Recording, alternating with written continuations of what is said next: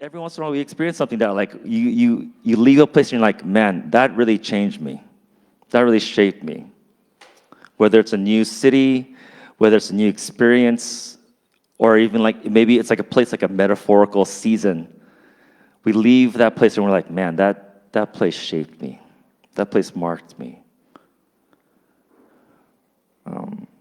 We may not have like physical altars in these spaces, but when you think about that space in your mind, you know something sacred happened. You feel it in the posture of your soul. You feel it when you look at pictures of it. You remember that moment or season in space, and it just does something inside. It could be a hospital room, several days of sleepless nights, a conversation that you had with somebody, or the place that you had constant conversations with somebody. Or maybe just something, that moment when you just realize something that you've been processing just got processed. And most of the times we find that these moments are when God shows up. And after we leave, you're like, man, I'm not the same. And it opens up a renewed season of hope, but not this like naive kind of hope. It's like a resurrected hope. It's a hope that limps a little bit. It's like a hope that's kind of been through some stuff. It's a hope that like stubbornly holds on to something until like we see the blessing come.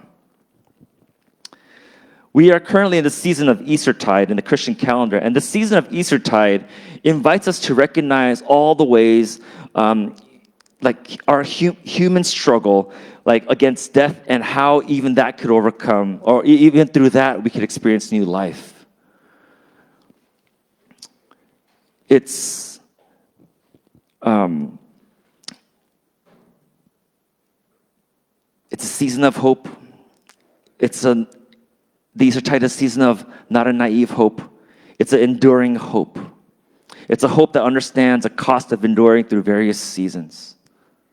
And that's why over the last few weeks since Easter, during Eastertide, we learned from our friend, Brother Elias, about just his story. And we were able to be shaped by that. And we left that place knowing that that was something sacred that we just got to experience together. Last week, Jay Wu invited us to discern and process the seasons that we're in. Invited us to discern where has God been taking us and where is He leading us as we mature and grow in our faith. And we did a little exercise with like rocks, and we wrote them down. We prayed and we processed to identify where we're at. And we see that in Scripture, Jacob in the Old Testament has places like that. He had places like that. And today we get to step into one of them, a place called Peniel, where Jacob wrestled with God and walked away limping but blessed. You know, as we're closing service last Sunday, I briefly talked about Genesis 28, and that's where Jacob has his dream, like while running away from his twin brother Esau, and who's out to kill him for taking his birthright blessing, which is such a weird sibling dynamic to have, you know? And he's in this place of like scared for his life because his brother like had that killer look in his eye, you know? And he ran away from home. So he's alone, he's vulnerable. And in that spot, he just has this moment of respite where he sleeps and he sees the heavens open and a ladder comes down and the angels move up and down. And God spoke, I am with you. And when I will not leave you until I have done what I promised. And Jacob woke up and said, surely the Lord is in this place, and I was not aware of it. But He is now, right? And so he named that place Bethel, which means house of God. And he got the rock that he was sleeping on, and he built an altar there. God showed up, and Jacob wasn't the same. It was a moment of hope. It was a moment of assurance of God's presence in the middle of fear and loneliness. And that's kind of what, I feel like that's kind of what Jay was talking about earlier in worship, right? Seeing God in a supernatural way, right? And Bethel symbolizes that. And it would be really nice if like the Bible decided, okay, Genesis is going to end there. That would have been a really nice, sweet Hollywood ending. But it doesn't. The next couple of chapters after that, Jacob goes through like some really crappy situations.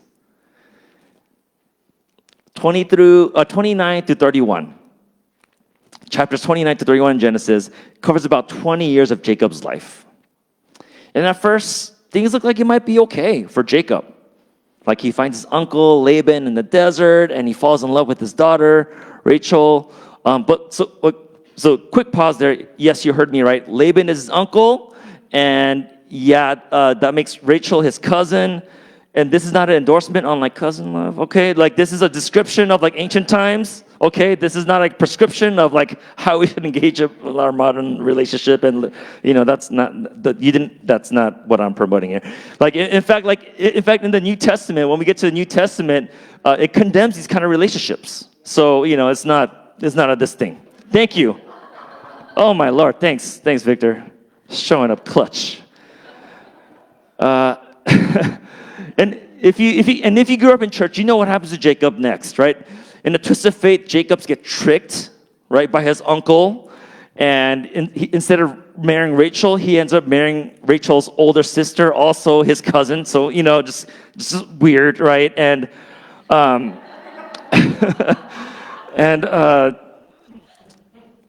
this is kind of ironic if you think about it, because Jacob's name actually means deceiver, and and the one who touched the heel of his twin brother, which kind of that's how they name people back then.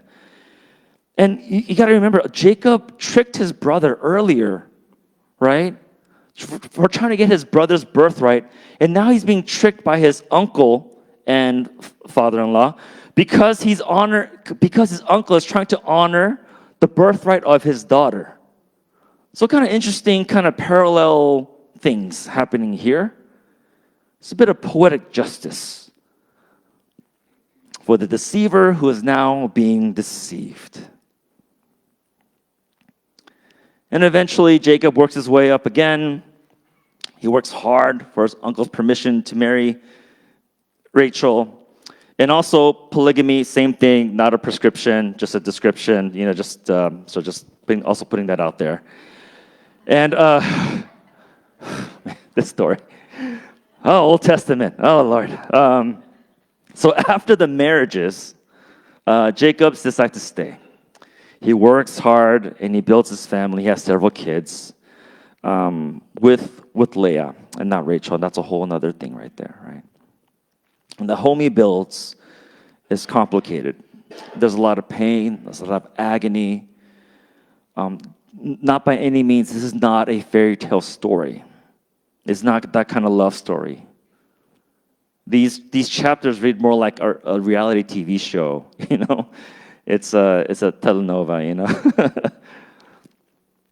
A lot of rivalry, a lot of manipulation, competition, drama, very complicated marriage, very complicated family dynamics.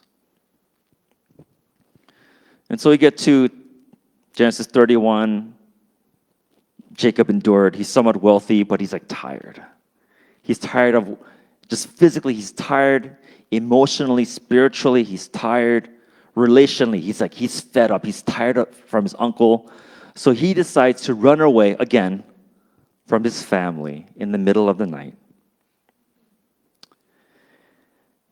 And he's still running. Jacob. He had that moment with God at Bethel, and he's still running. Still afraid. And then we get to Genesis 32, where as he's running away, he hears that his twin brother Esau is about to meet him with 400 men. So, fun stuff. And so, this is so ironic. This and the pattern, right? In the context of Genesis 28, when we talked about Jacob running away from home to flee his brother, now he's running again from his new home, but Jacob is now running into his brother, and somehow now his brother has amassed an army of 400 men, and the same Jacob that saw God in a dream, telling him that God would never leave him until God had fulfilled his promises, this is happening to him. And I really wonder if Jacob is I wonder if he's holding out to God's promises at this moment. I I had this spiritual encounter with you, God, supernatural encounter with you, God. I saw you in a dream. I did the good religious thing and put a church, like I worshiped you here at this spot because it was a right spiritual worshipy thing to do. And I even changed the name I named the city, different, because like I felt like it was so significant. And I lived my life in the last 20 years of my life was just crap. It was just hard. And I felt betrayed. I feel hurt. I feel old. I feel bruised. I wonder if he's still holding out to God's promises then. And then he decides to do this weird thing where he says like, hey wives, cousin wives, why don't you all go ahead? Why don't you go ahead and meet my brother first? And I'm going to stay here and sleep. That's what he does. This guy. And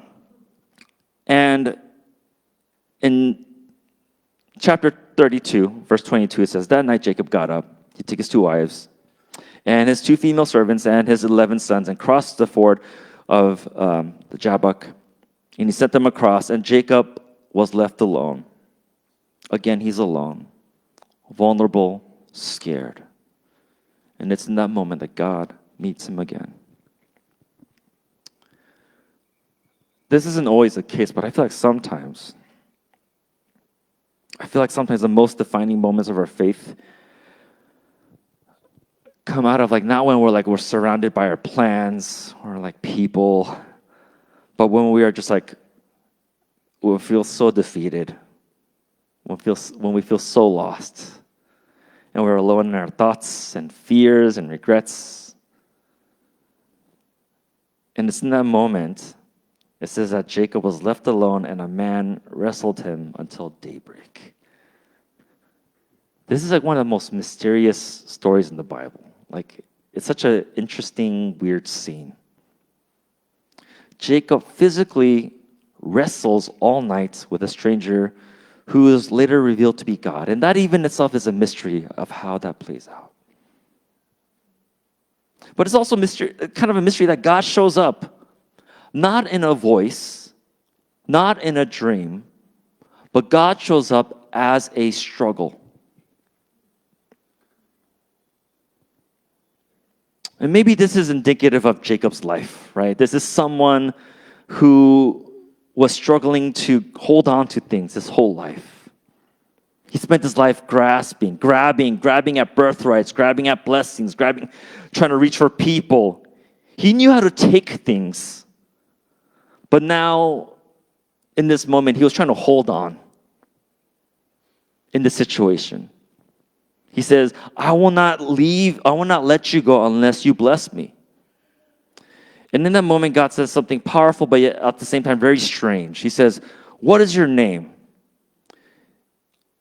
I don't know of any wrestling situation where that would happen, right? Like someone in a grappling hook, right? And you're like, it's not like say uncle. It's like, what's your name?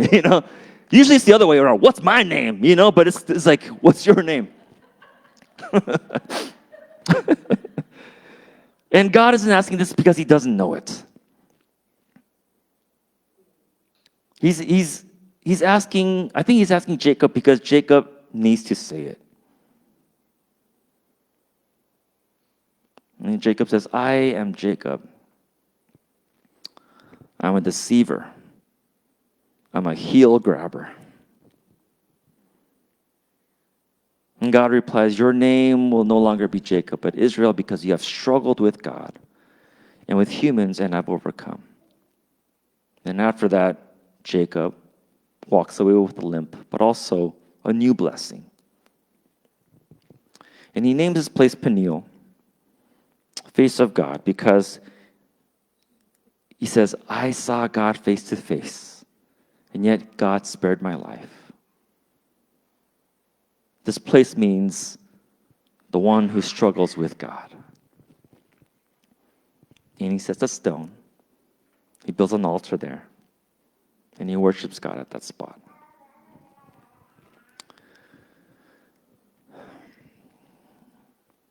At Bethel, Jacob encountered God through a promise. At Peniel, Jacob encountered God through struggle.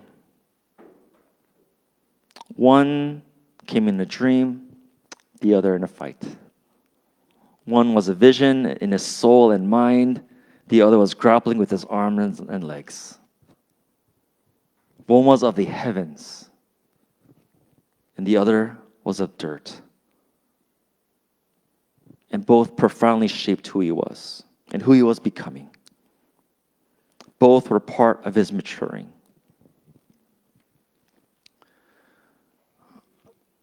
I share this with y'all so that we could ponder this together. I think in our journey of faith, I think each of us have our Bethel moments when God's presence feels so near and so clear. And also at the same time, we have these Peniel moments where all we can do is just wrestle with God and just struggle.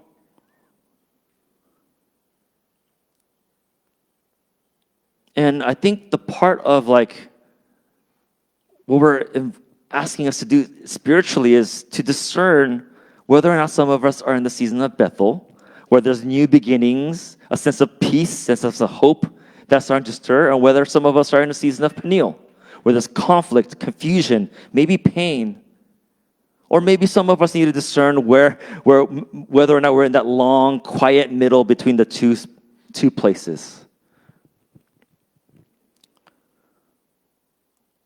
Wherever you are in your journey of faith, here what we can see is that Jacob has both altars. And what we can see from both altars is that God was present at Peniel just as he was at Bethel. That's the same common thread. His presence. He's present in the promise, and he's present in the struggle.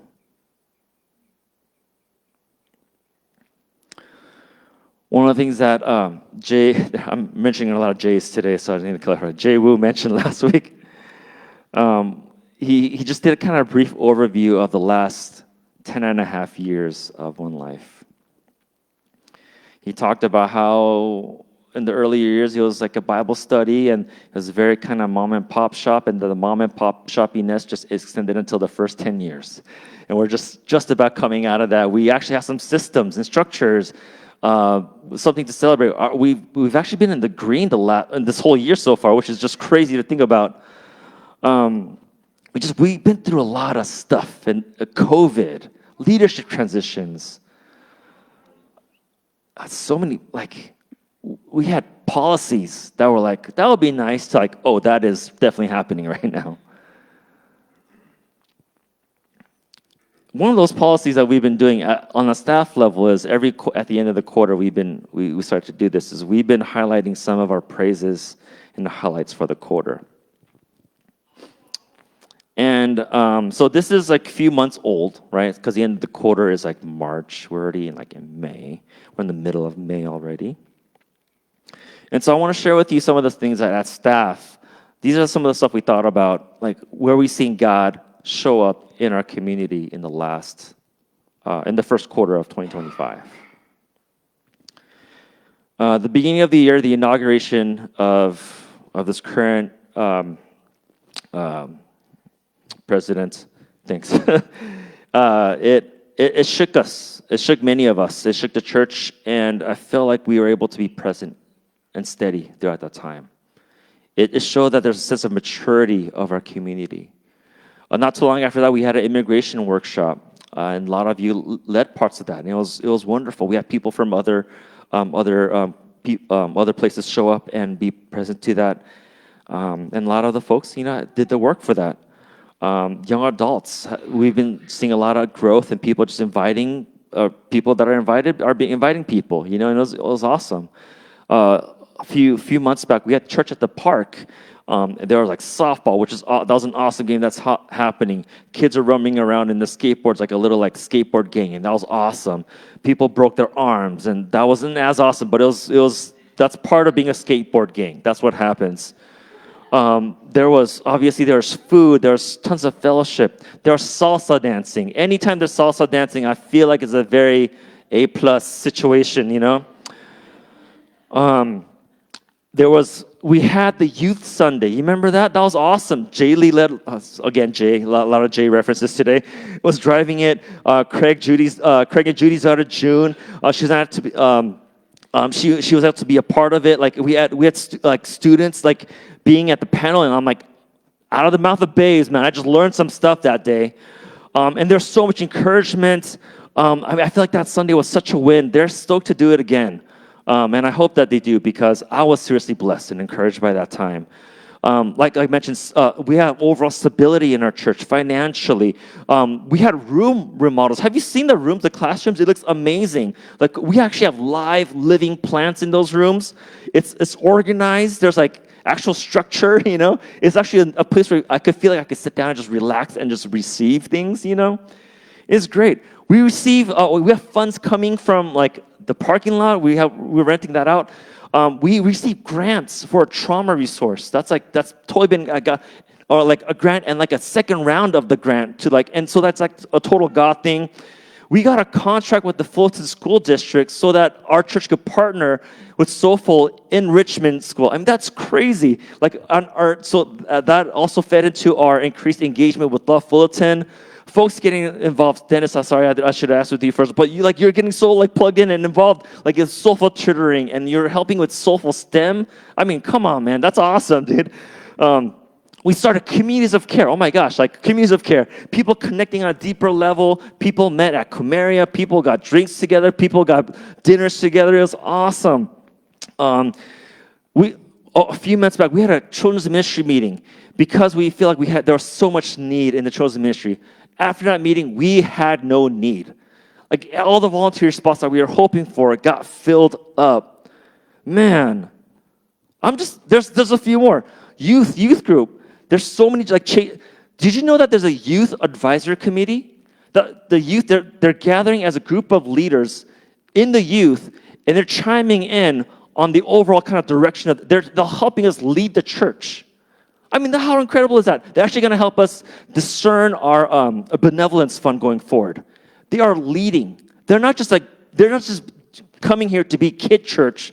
They are leading and stepping up in their faith to be disciples of Christ and to live out their faith in a real practical way. We had a conversation about what does it mean for this land to be turned into affordable housing, so that if God allows us a chance to purchase and develop this place, it wouldn't be for us. Right, but it'll be for the community. Even just to talk about, we don't know. We still don't know. There's a lot of questions, and there's a lot of things we need to process, and a lot of conversations, even outside of us, that need to happen. But the fact that we could even talk about that, pray about that, I feel like that's a God thing. We've had some moments where we had some difficult situations, difficult conversations as a church, and through it all, we stepped up as a church. We had conversations that kind of regulated the community together. We have spaces of reconciliation, forgiveness, understanding, hearing other sides of the argument. We don't see this outside of the church. We don't see this in our society, in our culture. I feel like that to me sounds like heaven on earth, because everywhere else out there sounds like hell to me. This is the work that the Holy Spirit has been taking us in the last. And I didn't even get to talk about like Easter and Good Friday. We had a grill and show. We had the immigration, workshop happened. We had children dedication. So many things that God has been working at hand. These are all our Bethels and Peniels. These are all altars that we get to go back and remember. God showed up in these spaces. God has been present and will continue to be present in those spaces. These are our own Bethel and Peniel moments, just from this year in our faith community. And when we tell these stories, we are marking these places. And we realize that we're not alone as we wrestle and struggle together. We're not alone as we celebrate and dream together. And many of us, we're not alone as we walk and limp together. Because God is with us, both in the dreams and in the dirt. By remembering where we've been, by remembering our Bethels and Peniels, we gain a sense of clarity how to move forward. And that is true organizationally, and that is true for us individually. When we name those places, we get a better understanding of who God is. And oftentimes when we get a clear sense of who God is, it leads to a clearer and better understanding of who we are. By naming our Bethels and Peniels, that in itself is to have ears to hear and eyes to see. Our hope matures when we begin to name those places. And so this is how that story, that leg of Jacob's journey ends. And this is in Genesis 32, verse 30, it says, "So Jacob called the place Peniel, saying, 'It is because I saw God face to face, and yet my life was spared.'" I think that is what ultimately hope looks like. It's not the absence of struggle, but it is the faith. It is our faith being formed through it. And may we become a people that's marked not by just the promises of God that we received, but through every step along the way. Our struggles, disappointments, hurts, and pains. And let us be transformed by knowing that God is present through us in all of it. Let's pray.